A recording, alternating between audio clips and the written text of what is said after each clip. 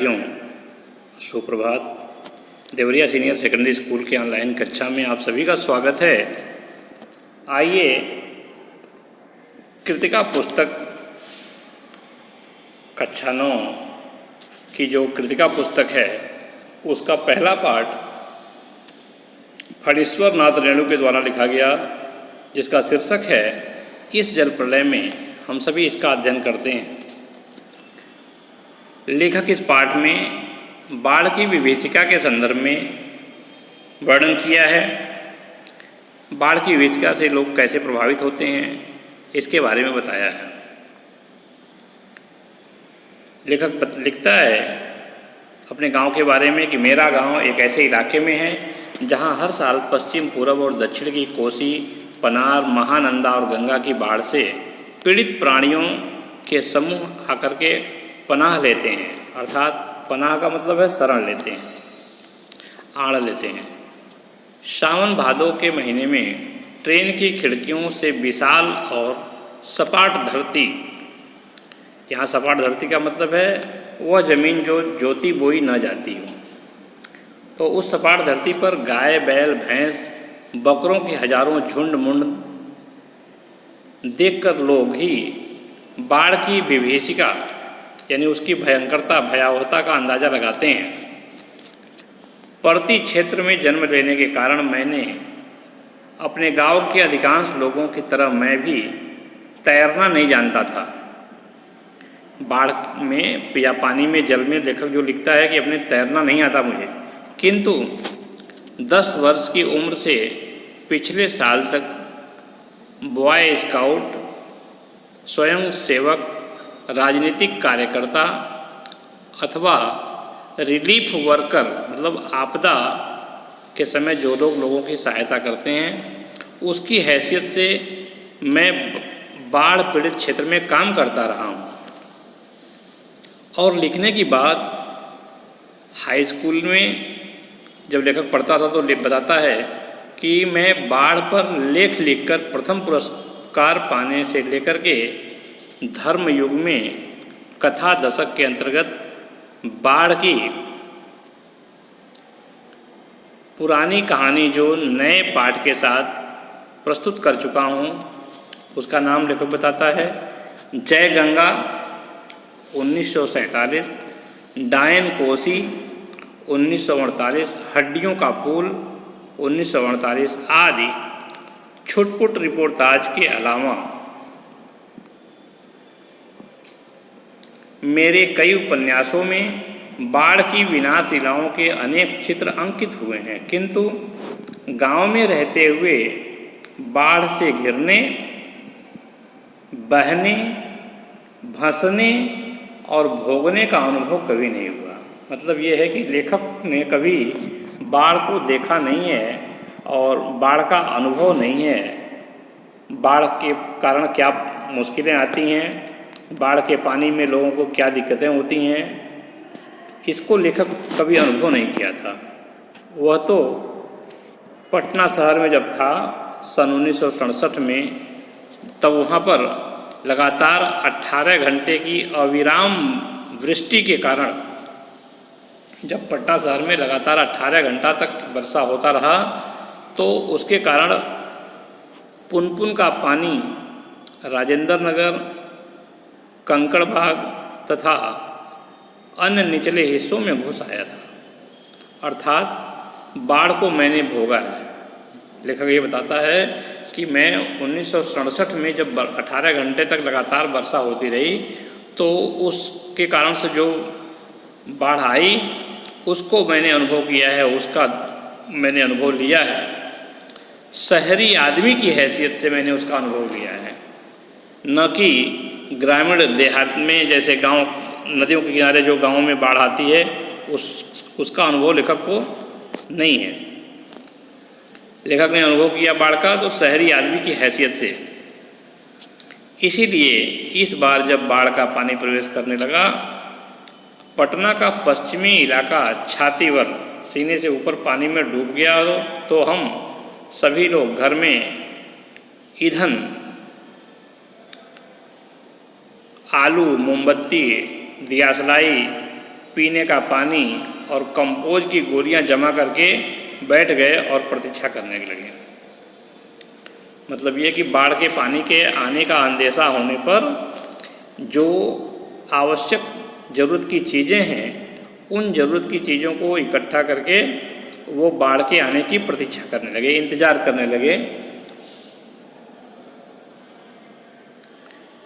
तो लोगों के मुंह से बातचीत निकलती है जिसमें ये लोग बात करते हुए मिलते हैं। सुना है सुबह में राजभवन और मुख्यमंत्री निवास प्लावित हो गया। प्लावित हो गया मतलब डूब गया, जिस पर बाढ़ का पानी चढ़ गया हो। प्लावित का मतलब है जो जल में डूब गया हो। दोपहर में लेखक को सूचना मिली गोलघर जल से घिर गया है। यह सूचना बंगला में इस प्रकार मिली थी, जानो गोलघर डूबे गेछे। मतलब ये कि ये समझो कि गोलघर डूब गया है। और शाम के 5 बजे जब कॉफ़ी हाउस जाने के लिए शहर का हाल मालूम करने लेखक निकलता है तो रिक्शा वाला हंसने लगता है। रिक्शे वाले ने हंसकर कहा, कहाँ जाइएगा? कॉफ़ी हाउस तो अबले पानी आ गया होगा। मतलब कि कॉफ़ी हाउस में तो अब तक पानी से भर गया होगा। चलो वही देखते हैं कि पानी कैसे घुस गया, वही देखना है। कहकर हम रिक्शा पर बैठ गए और साथ में कवि लेखक के एक मित्र, एक विशेषज्ञ व्याख्याता आचार्य कवि मित्र थे, जो मेरी अनवरत का मतलब है निरंतर, लगातार।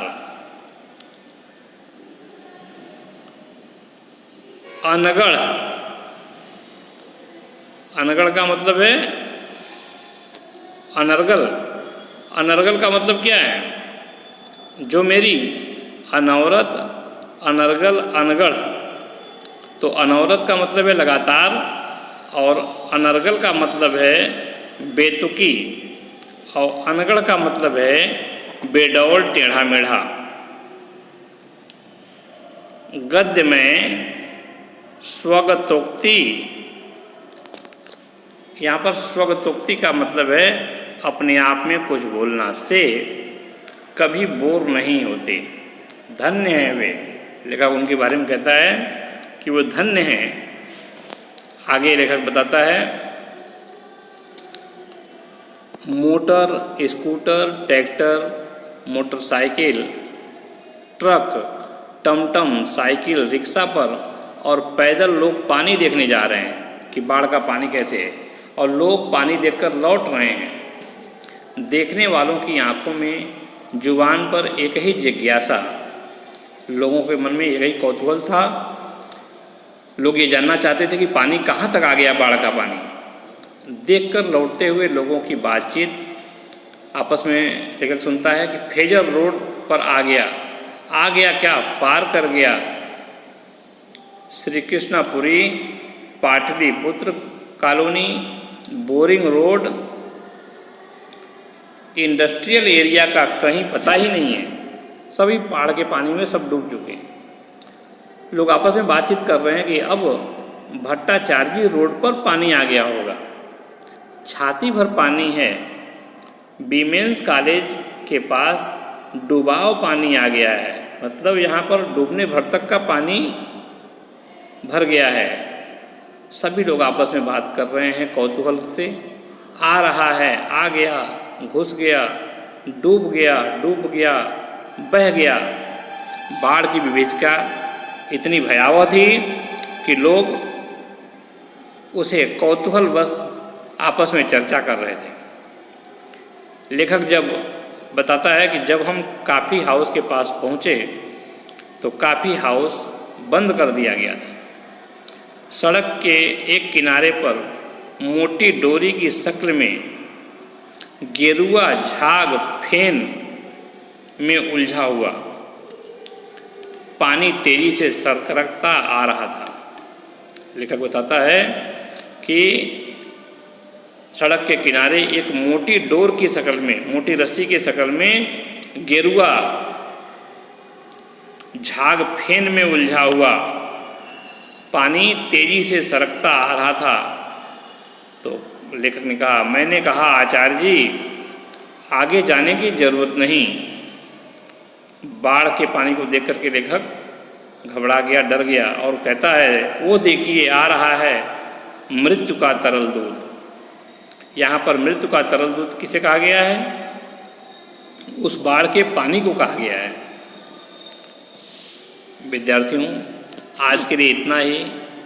इस पाठ का शेष भाग अगले व्याख्यान में प्रस्तुत किया जाएगा। धन्यवाद।